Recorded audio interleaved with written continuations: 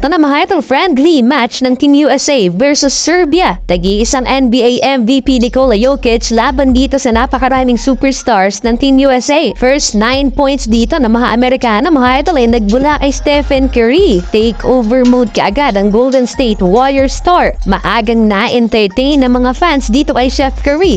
Bounce back kaagad ang team ng Serbia at nakuha pa ang kalamangan sa Team USA. Isa din sa inaabang matchup ay itong battle of two MVPs, The Process versus The Joker. Spin cycle ni Nikola Jokic, iwan na sana si Joel Embiid. Nagmintis nga lang si Jokic. Talsik naman kay LeBron James yung defender, kaso nga lang natawagan ng offensive foul. Dapa naman ang inabot ni Jrue Holiday kay Jokic, plus pinanis pa itong si Joel Embiid sa ilalim. First 2 points ni LeBron James, fade away turnaround jumper. Halfway nakabawi si Embiid kay Jokic, mid-range shot. Na ipinasok ang second unit na itabla ni Anthony Edwards ang talaan sa 24, and at the end of first quarter, tabla sa 28 ang talaan. Second quarter, nag-ala Ben Simmons itong si Jrue Holiday. Ititira na lang, pinasa pa, nagresulta tuloy yan sa turnover. Napa-flex naman si LeBron James sa end one play na to para idikit ang laban sa Serbia. Talagang pinepwersan ni LeBron James ang depensa ng kalaban. Halfway, napakagandang pag-screen ni Joel Embiid, 3-pointer for Stephen Curry. At muli na namang natirahan ng reigning NBA MVP si The Process. 4-minute remaining, Stephen Curry 4-point play from the wing.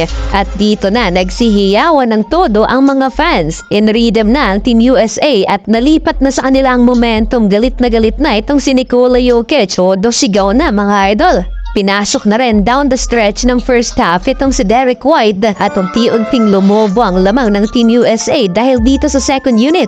Napakalaking impact both offense and defense ni Anthony Davis. 2 beses lang naman niya sinupalpal si Nikola Jokic at nagtala ng 4 na block shots dito lamang sa first half. Sarap sigurong panoorin kung ganitong laban din ang masasaksihan natin sa All-Star Game ng NBA, yung dumedepensa pareho ang magkalabang team.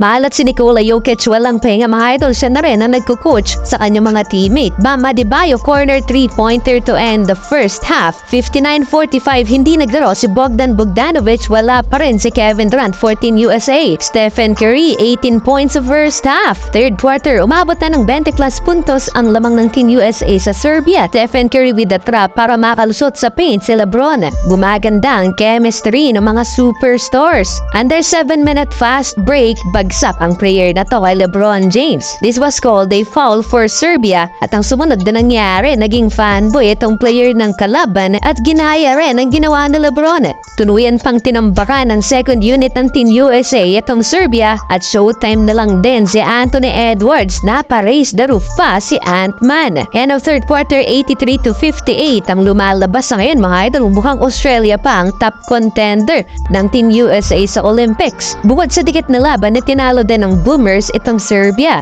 at tambak pa mga idol. To start the fourth and final quarter, nagpa-block party na naman si Anthony Davis. Hanggang dito ba naman sa fourth quarter, kahit tambak ang Serbia, showtime pa rin ng Team USA. Ito talaga ang masasabi mong sulit na sulit ang bayad sa ticket dahil all out ang mga superstars kahit nagkatambakan na. By far, eto na ang best performance ng Team USA bago Olympics dito sa kanilang mga friendly matches. Led by LeBron James and Stephen Curry with 24 points plus isama mo pa dyan ang block party ni Anthony Davis. Flex na lang talaga itong si LeBron James mga idol. Sole, panalo ang Team USA.